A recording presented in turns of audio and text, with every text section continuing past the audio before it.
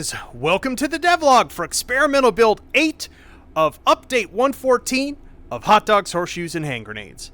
We're going to start off as always with a quick sound check. Make sure your speakers aren't up too high.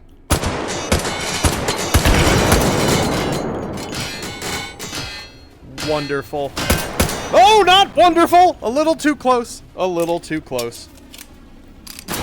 Stay. Man, that thing just burns for quite a while.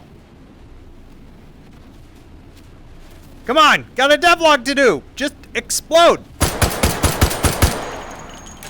Oh my goodness. There we go. Can't get any good assistance these days. So what have we got for you this week? We've got a whole bunch, so we're just going to jump right into things. We got a new gun, we got some new night vision stuff, some new Sosig, some new Sosig guns. So let's just jump right into. So the first thing is there was a toy that I'm constantly looking at marketplaces for assets. Just every now and again something will catch my eye that's like not on my priority list. It's not even in my sensorium, and then I'm like, I pick you. And this little thing, this little terrible thing in many ways, just caught my eye. The artist who made it didn't even have a name for it. I think they just called it like a futuristic shotgun or something like this. Look at this thing. I have named it the Wasp. I don't know. That is just the name that came to mind when I saw it. It is a magazine-fed 12-gauge short. That's right. That's the same terrible ammo that the Mag 7 fires. Because there's anything Anton likes more than adding a weird gun, it is a weird gun that fires terrible ammo. It has a top cover, so it uses the same top cover system as our LMGs. We insert the magazine like this, pull the bolt back, it magically teleports around forward because this doesn't make any mechanical sense, but I don't care because it's just got the, it's kind of like the Half-Life Alyx shotgun a little bit. It's got a little bit of Soviet vibes to it. I dig it. Let's bring out a Sosig volunteer. Where is the scout? Thank you for volunteering to be shot in the face, soldier. So yeah, it's 12-gauge short, which means against even light armor, it's it's not doing much. Against a face shot, there we go, it'll still blow them up. Against the 3 shots, it's not much. It is this is I don't know, anytime I get the opportunity to put in a gun that I know when it comes up while you're playing Take and Hold, you'll be like, Anton! I just have to put that gun in. So, yeah, leg shot. I mean, did we even hit him? Yup, we're tickling him. And part of the reason for that, 12-gauge short isn't actually that terrible normally, but rounds in H3, their muzzle energy is actually based upon the real barrel length. The difference between the distance between the chamber, which is here, and the tip of the barrel, which is there. So our barrel length from the front of the shell to the barrel is like a couple inches. However, if we decide to throw on, let's grab the Chewungus, because it is funny and it gives me an excuse to say Chewungus not once but twice. You can tell I'm caffeinated today. We'll just slide that in there. This becomes significantly more effective with a full-length barrel. Yep. Still not enough with a bottom link shot to take that Sosig out. There we go. I do not. Bam. Bam. So, not great, but also not horrendous. By the way, you can totally use the mag palming system to reload this a little faster. But still, actually, you know what? It could be worse. The sights are super usable. Just grazed that second one. You live for another test! So yeah, so there you go. That is our Wasp shotgun. I hope you love it or hate it. Either way, I'm happy. So cool. That is that. We are done with that. What next? Oh yeah, while we're in this scene, I've laid out all of the new Sosig guns that have gone in this cycle. A few of which I had completely forgotten were even done, and yeah, well, we've got a bunch of classic ones. I showed these off before. There were still a couple more I had forgotten. So we have a DVL-10 Sosig gun now, which is actually quite effective. Yoink, as long as we hit our target. yoink. Oh, too high. Whap. Up. Nah, he's down anyway. We have a U50, which is a single-shot BMG. 50 BMG. Bammo. Very effective. And, of course, we have a Vector, which is our second fastest firing Sosig gun in the game. However, the way this was modeled was just with the short mag, so it's very fast firing, but not the best capacity. And it just shoots the ceiling, as it should. Be fun fighting Sosigs using that, just like, da-da-da-da, hey, what's over there? So yeah, so those are all in. I don't have these plugged in yet into the like enemy profiles in Take and Hold. I did not get to that. They're in the item spawner. They're save and loadable. They exist. You can play with them, but they're not showing up in Take and Hold yet. They will later. And I think I forgot to mention this, or didn't explain it properly. Part of the reason that some of these are in here is I'd originally designed Tournament Toby to have the Sosigs that you fight in the first take phase to have like single and double shot weapons max. There was only like 1 or 2 of those in the game, so they're all armed the same, but I'd always wanted that to have a little more variety. So the Bulldog, the Double Down, the U50, and the single shot shotgun, and I think the Survival Rifle will all show up in the first take phase of Tournament Toby, which should hopefully make just, you know, the enemy style for playing that character and Take and Hold more interesting. So let's clean up the mess we've made. Let's just reload our scene. Ninja Edit. I actually recorded the segment you're watching now last because I got all the way through the devlog. Was like, I'm sure I'm going to forget at least one important big thing because I just get so excited. And I totally did. I forgot an entire feature. So let's cover that now, which is that I have added ammo boxes, a feature that the game had way back a million years ago. I think probably like 2016. And I quickly stopped doing ammo boxes because they were really poor performance because the rounds were always present. And they were a pain in the butt to set up because I had to make an ammo box per ammo type and then per ammo class. And seeing as there's 138 ammo types in H3, this was terrible. And so, but I came up with a way to do it parametrically. So let's take a look at this. So in the ammo spawning panel, instead of spawning individual cartridges, note the boxes aren't in the item spawner, and the reason for that is that they are generated on the fly. They're not a static object like a Sosig gun or something like that. The FVR objects for them are almost like an archetype. And so the system basically gets the type of ammo and class that we feed it, so 357 tracers, and we spawn an ammo box, and it actually generates an ammo box for us of the correct dimensions. So we can pick this up and see that it's 357 Magnum tracers. It gives us some information about that ammo. 1444 FPS, 111 grain. Got some cool little details on these. You can hear as I move them around. There's like a light shake sound and a heavy shake sound. I spent a whole bunch of time basically with boxes of ammo and my cell phone next to them going like this, trying to record good sounds that didn't clip that I liked. And then we just grab the tip here while holding it and open it up, and we can see our entire box of ammo in here. Now, under the hood, this is basically a magazine. So it has a whole bunch of the same functionality as a magazine, meaning that we can, if we open this up and put a row here, we can click BY or up on the touchpad and dump out single rounds like that. You can see that they're actually leaving the part of the box that the round is coming from. That was a pain in the butt, basically getting a magazine to pretend to be a sequential box like this.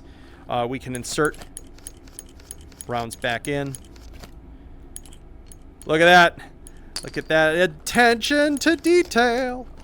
What's cool is if the box is shut and we click that button, it will actually push the box open just the right amount so that we don't need to necessarily use our second hand. We can actually have our other hand with the trigger held near it like this and pop that ammo directly into that hand if we want, like so.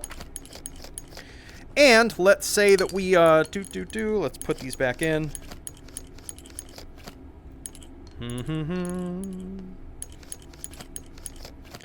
Let's say we were at organizing a whole bunch of ammo and preparing ourselves just out at the range. 5 shots here, 5 shots here, 5 shots here. We can actually just pull a single row open like that and turn it upside down, and just that row of 5 will come out. Or if we just want to make a mess, we can just pull the whole thing out and just dump all of it on the ground like that. If you're super lazy and don't want to reload your box by picking them up, you can actually just sweep the box over the ammo as well, as the opened part of it is non-physical. If we go real careful, oops, I just dropped it out. We could just keep dropping the box in place. This is what happens. Oh, let's get down and do an annoying squat on the ground. So yeah, just tons of stuff to play with. This can get pretty funny, as you might imagine, because the system tries to pack any kind of ammo possible. So, giant shotgun shells? Sure, 25 shotgun shells. There you have it. Oh, I don't know. What's something goofy? Anti-material rounds, 50 BMG. There you go. 10 anti-material rounds. In a box. 20 millimeter high explosive. Yup. There we go. Surely this is safe. Wonderful. Ordnance. Just so you know, the ordnance is actually, right now it's just reusing the anti-material box, which has 10 rounds in it. I don't like that. I would like it just for like balance reasons and a bunch of other things, because these are going to be used in limited ammo take and hold. Ordnance is going to go into boxes of 5, but for now, enjoy the short period of time where you can in fact spawn a box of 10 40 millimeter frags. Why not? 60 millimeter mortar shells. Perfect. Throw those on the pile. 84 millimeter. Surely this is as it flies away. These are just enormous. Yoink. Yeah, you get out of there. Perfect. RPG-7 rockets. Even better. I'm sure they come like that from the factory. And we've got, what's fun is that, you know, some of the exotic ammos are even more ridiculous. Oh, for tiny ones, we can even get our, where is it? A 177 pellet. This is the tiniest box. As you can see, there's some things I still need to do for the generation system, like turn off that logo when the box is too small for it. But there we have 100 of our little 177 pellets, adding some serious firepower onto the pile. Ooh, exotic. And while we're at it, why don't we just throw in, yeah, I'm feeling hungry. I'm on a diet right now. So let's just, let's get some 50 millimeter standard issue potatoes. I need more protein in my diet. So we'll get some sustenance, floppy wiener bolts. Perfect. And it's always important when you're cooking or when you're designing a recipe, you always want to have an acid in there. You want lemon juice, lime juice, vinegar, something along that lines. Dark matter, also really, really tart from what I hear. So some dark matter lemons. Fantastic! And all that's left to do is just pull out an angry swarm of bees in a Sosig form and just let her rip.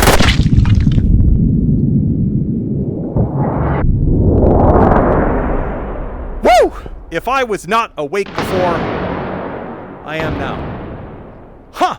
The distant explosions I just heard meant that some of that chaos ejected at such a high velocity that it went through the walls and detonated somewhere else, which is just wonderful. We even managed to just completely embed a shotgun in the wall. That's how powerful that explosion was. This Sosig shotgun is somehow just embedded and physics glitching in the wall. Wonderful. It isn't even like this. This just doesn't have a collider on the back. This is a well and truly jammed in physics object. Oh, that's the best. So yeah, so these are in here, and once we're done with the in VR section, I'll talk to you about how the ammo boxes are appearing in game in other contexts.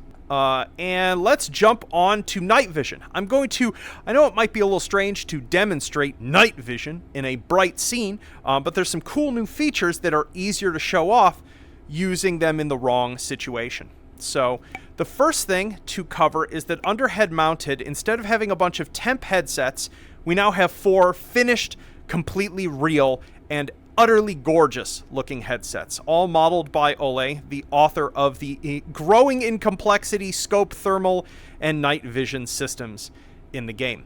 We're going to start with the worst one, because that's funny. This is the PVS-7, which I don't know how I don't know how military procurement works, but logically, in my mind, a person who's like, hey, how about we make a biocular headset, i.e. 2 eyes, seeing one view, I would think just suggesting that for a military context would get you fired. But somehow it doesn't, and they decided against better judgment and sanity to make this. And if you're like, wait, so that means that it's the same view, so if you put this on your face, you're just seeing exactly the same view in your left and right eye instead of actually with depth, and also it's projected far from your face. Isn't that terrible? And the answer is yes. It's horrendous. It's especially horrendous. Like, looking at distance things is not great, but it's not headache-inducing immediately. Ooh, turning your head real fast. Not so great, though. When you actually go to operate a gun super up close, though, and this is something I can't really show off in video, because you're just, even if I show you both views, it's not like your brain is trying to put them together. The moment you pull something up close to it and move your hand around, it's like there's this disconnect and it feels super wrong. You can also see how wrong it is if I bring up the Sosig, the gravity grab sphere system. I'm not sure. Let's see here. Yeah, actually, it looks weird to me because I'm seeing both views. But basically, that blue dot is not where it should be. That blue dot that you're seeing there is actually where the handle of the pistol is in space. We're just seeing, like, because it always draws over everything we see, including this night vision view. And so that's actually a picture of just how displaced this pistol's position is in real life compared to how I'm seeing it through the goggle.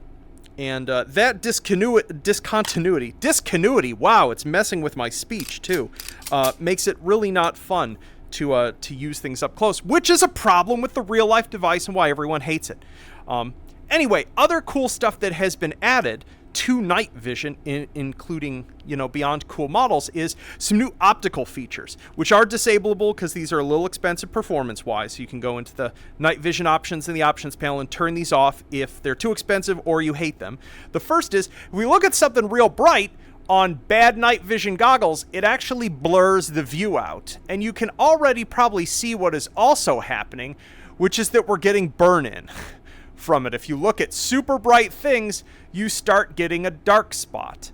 Now, in real life, these dark spots would hang around for quite a long time. My understanding is like hours, and they would frankly more often happen looking at something, say, the brightness of the sun. H3 being, an older renderer, we don't have the realistic luminance curve differences between like an indoor fluorescent and the sun. In real life, that's like 100,000 times brighter.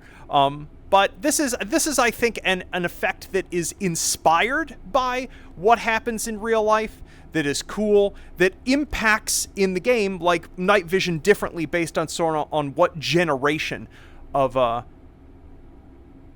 goggles we're using. So what's really cool is we can, if we take something like, say, I don't know, let's grab a flashbang.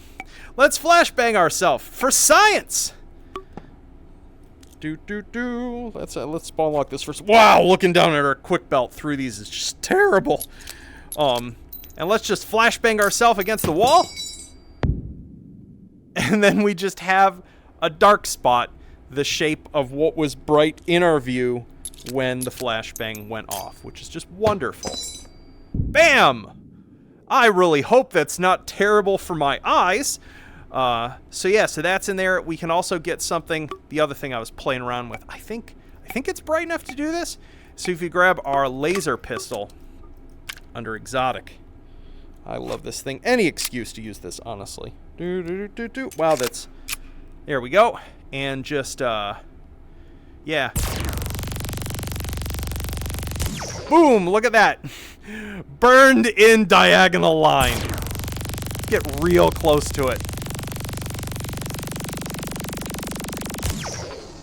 Ooh, ooh, ooh. That makes me wonder. Can I, come on.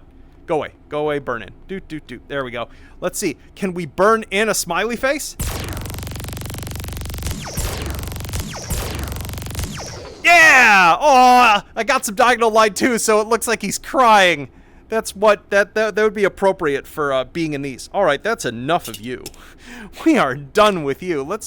So we got a PVS 14, which is a monocular. It will automatically apply to whichever eye it is closest to when you attach it. Remember, you are hitting BY if you're in streamlined mode, or up on the touchpad if you're in classic mode with the night vision near you to apply them. I'm probably going to change that to just like bring your hand near and they pop on. I just didn't get to it this week. We have a PVS 31, which is our binocular set with that cool blue look. Notice how this one, we can still get some burn in from looking at very bright things, but it isn't as sensitive to it, and I think it fades away a little faster. I'd have to check with Ole on that. And of course, we have the GP NVG, which I think the term for these is panoramic. Just look at that model. So much detail. These are just gorgeous. Whack!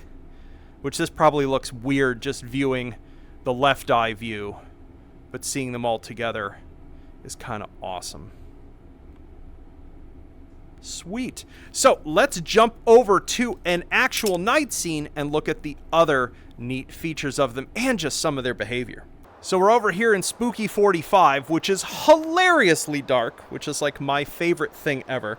And we've got some cool stuff to show off. I'm going to get myself a nice testing gun first.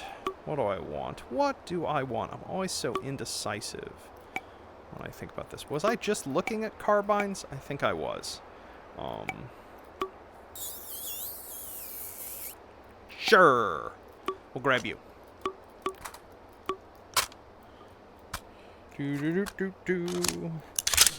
Load you up. So, let's grab, should we do this with scopes or attached ones? I'm trying to think. Let's do this with attached ones. So we've got, these are still in here as just various sorts of temporary testing NVs and thermals until we get final objects in. I'm going to pull out, just for funsies, a Gen 1. So this is like very early night vision, just so that you can see how these are gain clamped and very noisy and just not very good. So if we pull this up here, let's set that to 1x. Just look at that. We've got some distortion around the edges. Let's pull this even. Let's see, how close can... Yeah, that's as close as we can actually get this view. Distortion around the edges, tons of noise. Let's actually get away from the light from the item spawner so we're not catching that. Oh, that's awesome. It's awesome.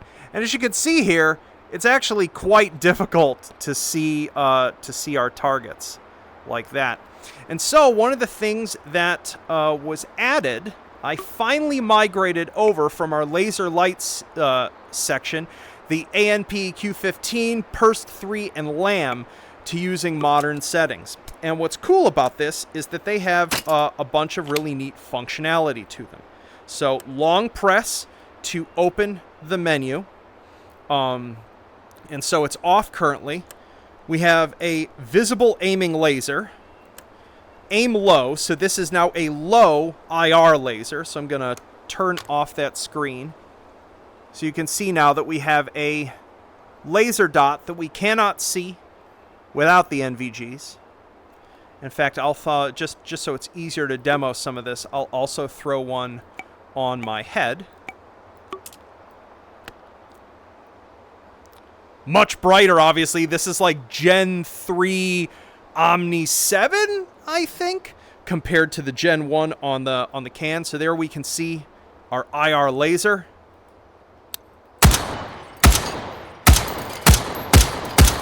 But if we pop these up, it could be pretty hard to actually see our target through this. And so we can also turn on, let's see here, dual low. And so dual low is going to give us a dot, and it's going to give us an IR illuminator. So an IR illuminator, by the way, is not really like a flashlight in the traditional sense.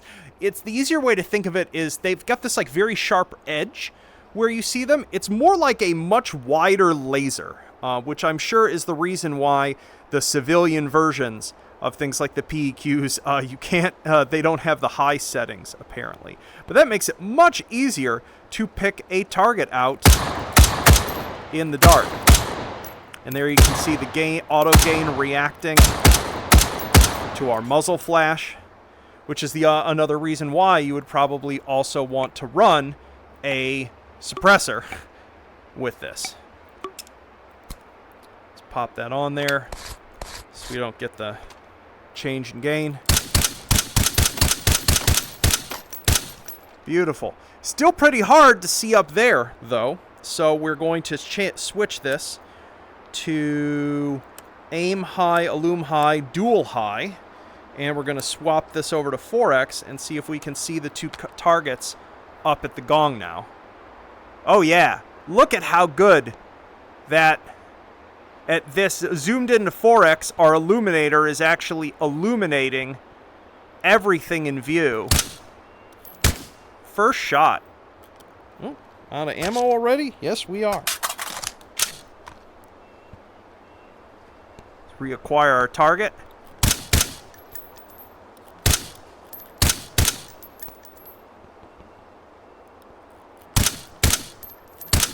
Let's hit the gong.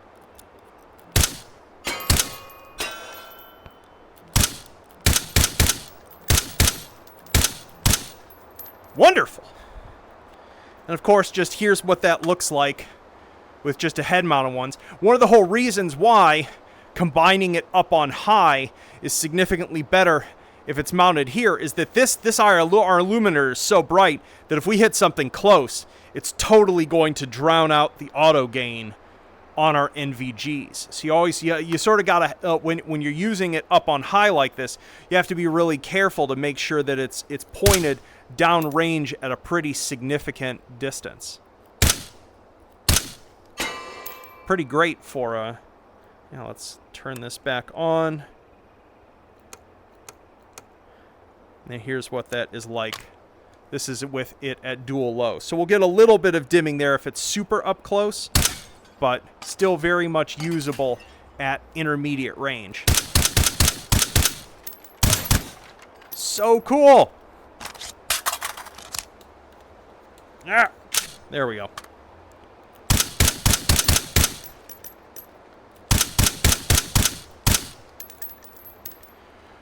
Whew, wonderful. Oh, I just realized there was another feature that let me get some tracers. We can remove you. Oh, whoops, I didn't make it so these turn off when you remove them. I should probably do that. Just because, they're not free performance-wise. Let's pull out the ammo panel. Select held type, tracers, fill object. Wonderful. One of the things that I think this generation has enough streaking. Let's see. Let's compare. I think it's actually the older tech really demonstrates. You can see the difference between how these tracers look as trails without NVGs. And then let's come back here. Let's refill again and look at them through here at 1x. I don't know how well that comes across in the recording, but there's now basically some sort of trail smearing that happens as well with the earlier generation of night vision as well, that can be really aesthetically pleasing, especially if it's up close.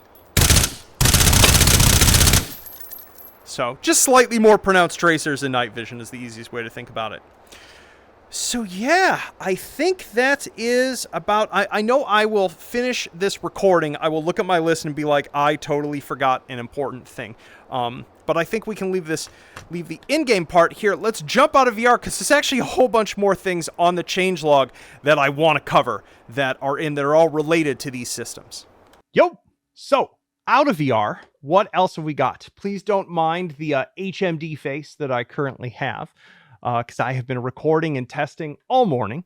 I would keep starting to do a little bit of recording, be like, actually, no, wait, I want to change one more thing. And then, yeah.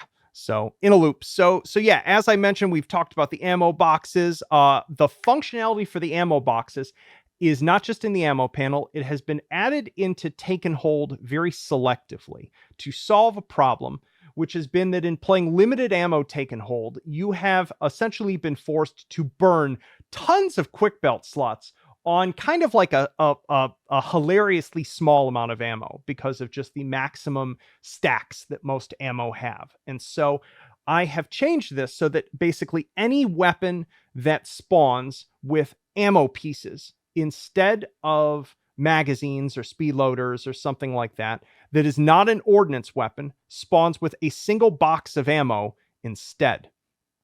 In addition to this, the ammo spawn, the ammo equipping panel in Take and Hold, where you can get rounds, you can refill mags, etc., has a fifth button now at the bottom that spawns an ammo box. So you can carry ammo boxes for any ammo that you have a gun that can fire, that can produce a box of that ammo for you. And so that allows you to carry 25 shotgun shells in a single quick belt slot while still not having them easily accessible like a magazine. And so it makes the game mode easier, but I think it makes it the game mode more interesting simply because it allows you to designate a slightly larger amount of your quick belt slot to carrying useful equipment than just tons and tons of ammo. And it has the benefit, because all of those little round proxies aren't being drawn when the box is 100% shut, it will improve performance for everyone playing Take and Hold limited ammo, which is just a huge win in my book. So that is in there. We talked about all the night vision stuff, all the Sosig guns. There are so many new Sosig outfit pieces. Once again, another thing that I didn't get to, but I'm running out of time actually with filming. So I guess I'll just, if anyone who watches my stream, if you want to see more Sosig outfits, watch my stream. It's linked down here. I've been streaming 3 times a week. Been making tons of new Sosigs.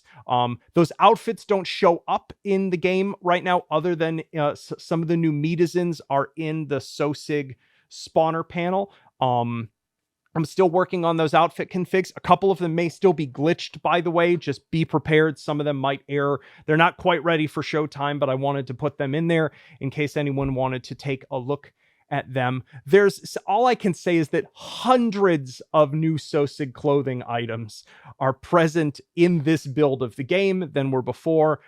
They're going into the prototype that I'm working on. I know I didn't show anything related to the Contract Griller prototype this week because I'm mainly focused on just finally getting something onto an actual build out so that we can get this into alpha. Modders can start working on making sure their mods work with all the numerous API changes that I've done here. And we can get onto main branch so that I can do something cute and small for Halloween. That is the current goal and current plan. Cool. Oh, I tweaked some things related to Sosig fleeing, which is, so there's now actually, as I showed off, I think last week, there's an icon that shows above their head.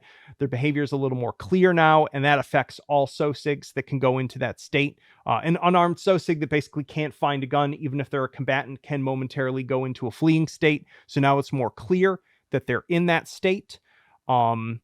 And then sort of other major changes, we talked about the limited ammo stuff, the stuff that's been, I think pretty much every laser and light other than the integrated lasers have been migrated over to new laser light systems. I still need to actually go and you know, there's a couple guns in the game that have a built-in laser. I implemented them all separately, all in just super dumb ways. So I need to add to my to-do. In fact, I'm going to add that to my to-do list, literally in the middle of recording this devlog.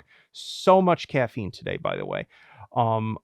Fix the integrated lasers on random guns, parenthesis, why did you do this to yourself, Anton, to use new systems. Wonderful.